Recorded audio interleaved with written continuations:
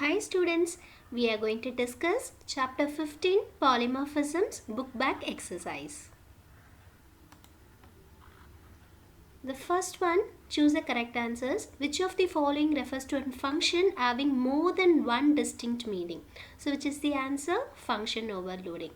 Which reduces the number of comparison in a program? Function overloading. So here the void disk character which has a default arguments. So we have already studied the default arguments லையா. So நமக்கு default arguments கொடுத்திருந்தோம்னா நம்ம அந்த arguments நம்ம pass பண்ணணும்னு அவசியமே இல்லை, because these arguments become optional தான். Okay, so நம்ம இந்த ஃபங்க்ஷன் எப்படி இன்வோக் பண்ணலாம்? வெறும் இந்த ஃபங்க்ஷன் நேம் கொடுத்தாலே போதும், ஆட்டோமேட்டிக்காக இந்த ஃபங்க்ஷன் இன்வோக் ஆகிடும். So which is the answer? disk char. Then which of the following is not true with respect to function overloading? So function overloading la we have a rules for the function overloading. Okay, so which is not true? The second one, the return type is also considered for overloading a function. So function overloading la return type is not considered, it is not important. So function overloading la எது ரொம்ப important? நம்மளுடைய parameters தான் important. It should be differs in the number of arguments and its type, and the function name should be same. So return type நம்ம consider பண்ண மாட்டோம். Then the next one, which of the following is the invalid prototype? இது invalid prototype of function overloading. So இப்போ தான் நம்ம பார்த்தோம் ஃபங்க்ஷனோட name சேமாக இருக்கணும், பட் ஆர்குமெண்ட்ஸ் வந்து டிஃபராக இருக்கணும். இங்கே ஃபன் ஃபங்க்ஷன் நேம் சேமாக இருக்குது, தென் ஆர்குமெண்ட்ஸோட டைப்பும் நமக்கு டிஃபர் ஆகியிருக்கு. இங்கே பார்த்தீங்கன்னா ஃபன் ஃபங்க்ஷனோட நேம் சேமாக இருக்குது, நம்பர் ஆஃப் ஆர்குமெண்ட்ஸ் பார்த்தீங்கன்னா 1 தான் இருக்குது, பட் இங்கேயும் இன்டீஜர் இருக்குது, இங்கேயும் இன்டீஜர் இருக்குது. ஸோ நம்பர் ஆஃப் ஆர்குமெண்ட்ஸ் சேமாக இருந்தாலும் நம்மளோட டேட்டா டைப்ஸ் கண்டிப்பாக டிஃப்ரெண்ட்டாக இருக்கணும், பட் இங்கே சேம் டேட்டா டைப் இருக்குது. ஸோ அதனால் இதுதான் இன்வாலிட். தென் இந்த section be very short answers. First question, what is function overloading? So you know the answer, that is ability of the function to process the message or data in more than one form is called as a function overloading. List the operators that cannot be overloaded, that is scope operator, size of, member selector, member pointer selector, ternary operator. Then இங்கே ஒரு class கொடுத்துட்டாங்க. So what is the name of the class? Add is the name of the class. So அதில் ஒரு கன்ஸ்ட்ரக்டரும் இங்கே create பண்ணியிருக்காங்க, add. நம்ம எப்படி கன்ஸ்ட்ரக்டர்னு identify பண்ணுவோம்? கிளாஸோட நேம் இருந்தாலே அது கன்ஸ்ட்ரக்டர். இப்போ இந்த கன்ஸ்ட்ரக்டருக்கு நம்ம டெஃபினிஷன் எழுதணும். ஸோ வி நோ தட்ல டெஃபினிஷன்னா என்ன? அந்த ஃபங்க்ஷனுடைய டாஸ்க்கை நம்ம எழுதுறது தான் டெஃபினிஷன். ஸோ இங்கே கன்ஸ்ட்ரக்டரை வெறும் டிக்ளேர் தான் பண்ணியிருக்காங்க. கன்ஸ்ட்ரக்டருடைய ஒர்க் என்ன? It is use to initialise the data members, variable of the object. ஓகேங்களா? ஸோ இந்த ஆட்ன்ற கிளாஸில் எது டேட்டா மெம்பர்? எக்ஸ்ன்றத டேட்டா மெம்பர். ஸோ இந்த எக்ஸுக்கு நம்ம இனிஷியலைஸ் பண்ணுறதுக்காக இந்த கன்ஸ்ட்ரக்டரை யூஸ் பண்ண போகிறோம். ஸோ அப்போ எப்படி நம்ம இதை எழுதுவோம்? ஸோ நம்ம இது வந்து ஃபங்க்ஷன், இந்த கன்ஸ்ட்ரக்டர் ஃபங்க்ஷனை அவுட் சைட் த கிளாஸ் நம்ம டிஃபைன் பண்ண போகிறோம். ஸோ அதனால் class name, scope resolution operator, கன்ஸ்ட்ரக்டரோட நேம் ஆட். இங்கே ஒரே ஒரு ஆர்குமெண்ட்டை நம்ம பாஸ் பண்ணுறோம், பிகாஸ் இங்கே ஒரு ஆர்குமெண்ட் தான் இங்கே டிக்ளேர் பண்ணியிருக்காங்க.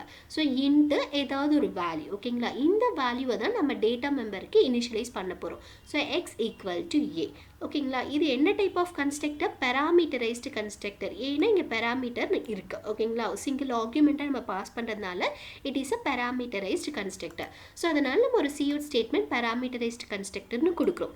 இது வந்து இட் இஸ் ஆப்ஷனல் தான். ஓகேங்களா? ஸோ நம்மளோட ஐடென்டிஃபிகேஷனுக்காக கன்ஸ்ட்ரக்டர் ஒர்க் ஆகுதுன்னு தெரிஞ்சுக்கிறதுக்காக நீங்கள் இந்த சியூட் ஸ்டேட்மெண்ட் கொடுக்கலாம்.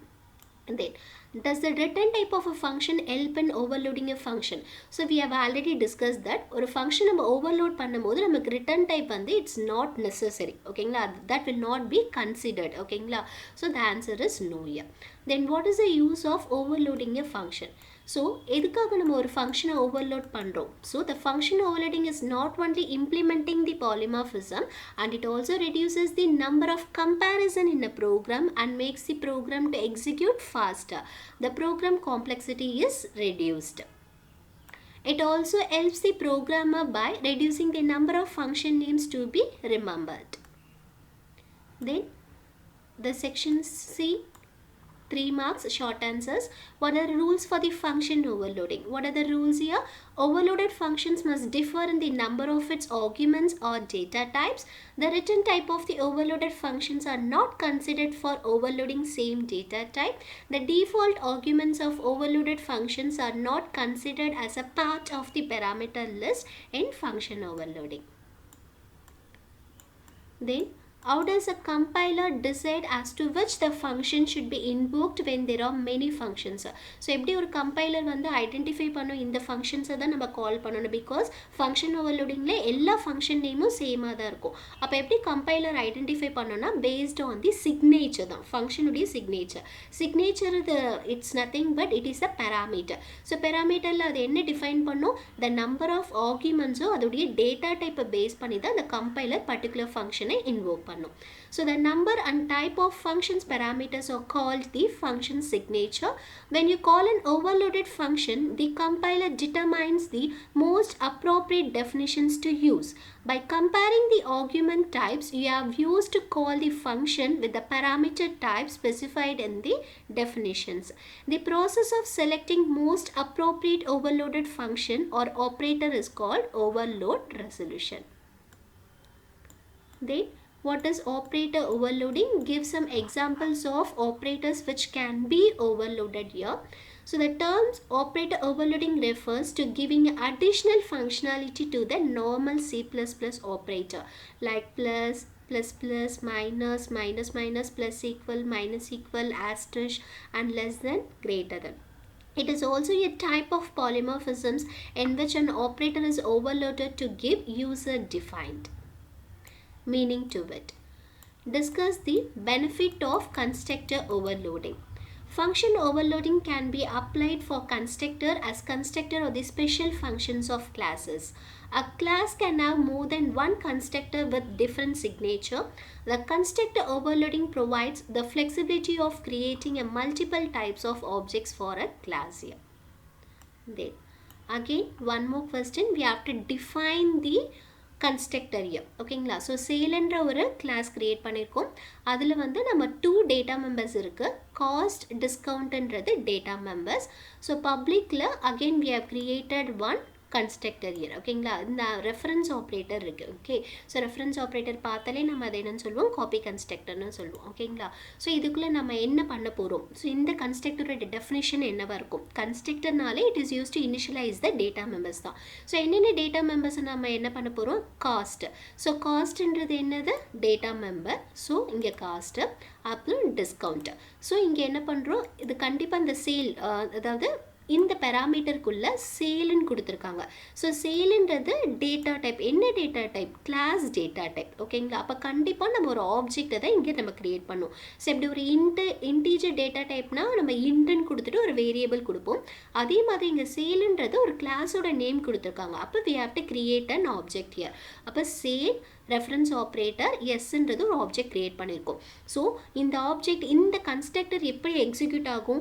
எப்போ ஒரு ஆப்ஜெக்ட் இன்னொரு ஆப்ஜெக்டை ரெஃபரன்ஸாக கிரியேட் பண்ணுதோ அந்த டைமில் தான் இந்த கன்ஸ்ட்ரக்டர் நமக்கு எக்ஸிக்யூட் ஆகும்.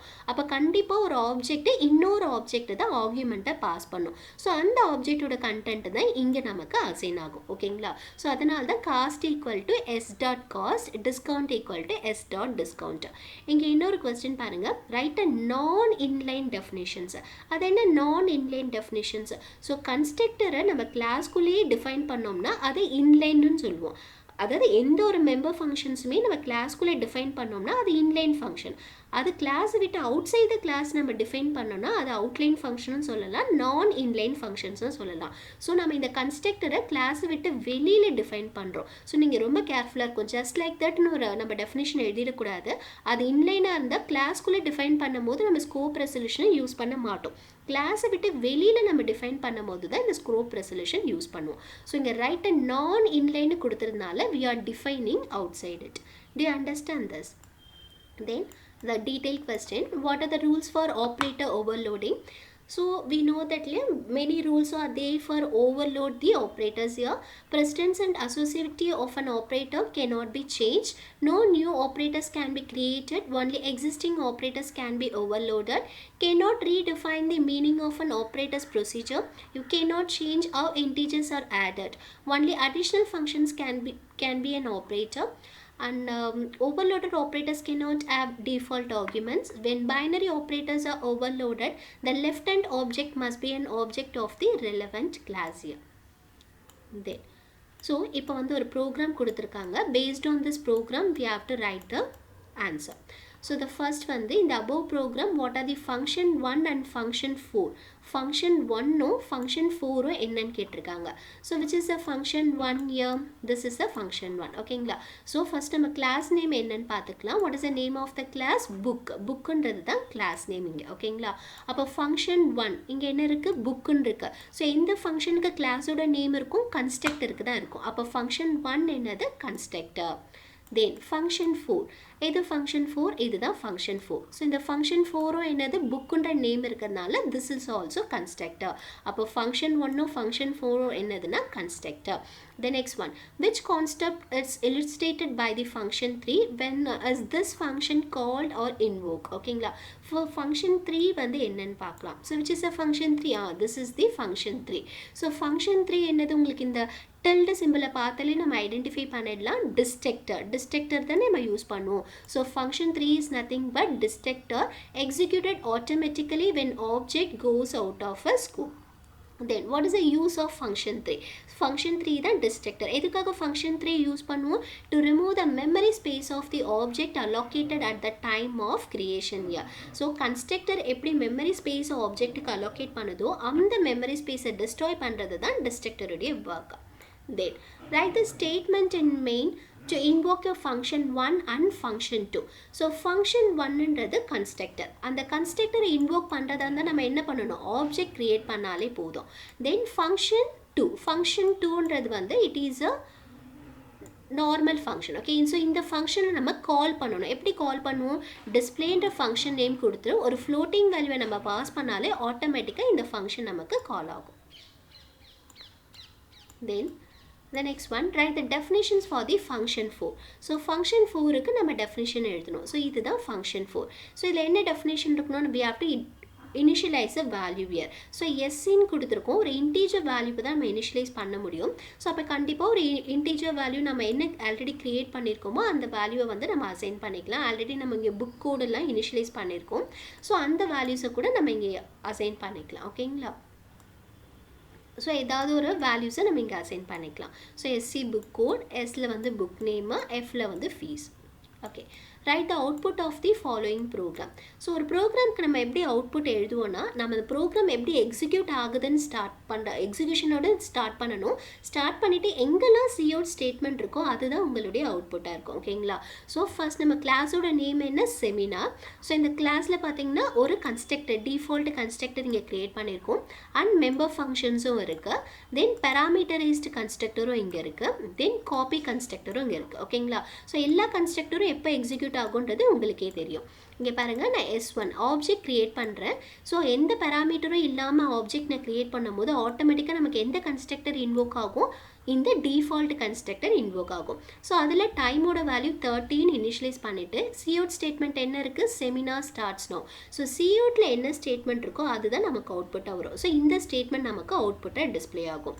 அதுக்கடுத்து என்ன கொடுத்துருக்கோம்? அனதர் ஆப்ஜெக்ட்டை நம்ம கிரியேட் பண்ணுறோம். இந்த ஆப்ஜெக்டில் நம்ம ஆர்குமெண்ட்டை பாஸ் பண்ணுறோம். ஸோ ஆர்குமெண்ட் பாஸ் பண்ணும் போது நமக்கு என்ன கன்ஸ்ட்ரக்டர் இங்கே இன்வோக் ஆகும்? பேராமீட்டரைஸ்டு கன்ஸ்ட்ரக்டர் இன்வோக் ஆகும். எது பேராமீட்டரைஸ்டு கன்ஸ்ட்ரக்டர்? இதுதான். ஸோ இங்கே இன்வோக் ஆகி நம்ம பாஸ் பண்ண வேல்யூ இங்கே டைமில் இனிஷியலைஸ் ஆகும். தென் இந்த சிஅவுட்டு தான் நமக்கு அவுட்புட்டாக டிஸ்பிளே ஆகும். நல்லா ஞாபகம் வச்சுக்கோங்க. ஸோ எல்லா ஸ்டேட்மெண்ட்டுமே எக்ஸிக்யூட் ஆகும். நமக்கு அவுட்புட் ஸ்க்ரீனில் என்ன டிஸ்பிளே ஆகும்னா எந்த ஸ்டேட்மெண்ட்டு எந்த வேரியபிளை நம்ம சிஅவுட்டில் கொடுத்துருக்கோமோ அந்த ஸ்டேட்மெண்ட் அந்த வேரியபிள் மட்டும்தான் நமக்கு ஸ்க்ரீனில் டிஸ்பிளே ஆகும். அப்போ நான் இப்போ என்ன டிஸ்பிளே ஆகும்? நமக்கு வெல்கம் டு செமினார்னு டிஸ்பிளே ஆகும். நெக்ஸ்ட் என்ன ஆப்ஜெக்ட் கிரியேட் பண்ணுறோம், S3 of S2. So copy constructor எப்போ இன்வோக் ஆகும், எப்போ நம்ம ஒரு ஆப்ஜெக்டையே நம்ம பாஸ் பண்ணுறோமோ, ஒரு ரெஃபரன்ஸை பாஸ் பண்ணுறோமோ அந்த டைமில் காப்பி கன்ஸ்ட்ரக்டர் இன்வோக் ஆகும். ஸோ நான் S3 ஆப்ஜெக்டில் S2 ஆப்ஜெக்டை நான் பாஸ் பண்ணுறேன். ஸோ ஆட்டோமேட்டிக்காக நமக்கு என்ன ஆகும், இந்த காப்பி கன்ஸ்ட்ரக்டர் இன்வோக் ஆகும். ஸோ இங்கே டைமுக்கு வேல்யூ இனிஷியலைஸ் பண்ணிவிட்டு நமக்கு இந்த cout ஸ்டேட்மெண்ட் என்ன கொடுத்துருக்கோம், recap of previous seminar content, இது வந்து நமக்கு டிஸ்பிளே ஆகும். தென் அடுத்து S1.lecture. ஸோ இப்போ S1 ஆப்ஜெக்ட் லெக்சர்ன்ற ஃபங்க்ஷனை கால் பண்ணுது. ஸோ S1ல என்ன வேல்யூ நம்ம ஸ்டோர் பண்ணியிருக்கோம், 13 வேல்யூ ஸ்டோர் பண்ணியிருக்கோம். ஸோ அந்த வேல்யூ தான் நமக்கு இப்போ இங்கே டிஸ்பிளே ஆகும். பட் நம்ம இங்கே டிஸ்பிளே பண்ணலை. ஸோ லெக்சரில் என்ன டிஸ்பிளே பண்ணுறோம், வெறும் cout lectures in the seminar on. So double கொட்டேஷனில் எக்ஸ்பிரஷன் என்ன கொடுத்துருக்கோமோ அது as it is டிஸ்பிளே ஆகிடும். இங்கே எந்த வேரியபிளும் கொடுக்கல. இன்கேஸ் இங்கே நம்ம டைம்னு கொடுத்துருந்தாங்கன்னா நமக்கு 13 டிஸ்பிளே ஆகிருக்கும். இப்போ எல்லாமே வந்து டபுள் கொட்டேஷனில் கொடுத்துருக்க கண்டென்ட் மட்டும் தான் இங்கே நமக்கு டிஸ்பிளே ஆகுது. ஓகேங்களா. ஸோ லாஸ்ட்டாக நமக்கு டிஸ்ட்ரக்டர் எப்போ எக்ஸிக்யூட் ஆகும், நம்மளோட ஆப்ஜெக்ட் வந்து when it loses the scope. Okay, எப்போ லாஸ்ட் ஆகும், ஸ்கோப் எப்போ லாஸ்ட் ஆகும், after executing the return 0 and this closing braces. ஆட்டோமேட்டிக்காக நம்ம கிளாஸஸ் எல்லாமே ஸ்கோப் வந்து க்ளோஸ் ஆகிடும். ஸோ அந்த டைமில் நமக்கு டிஸ்ட்ரக்டர் எக்ஸிக்யூட் ஆகும். ஓகேங்களா.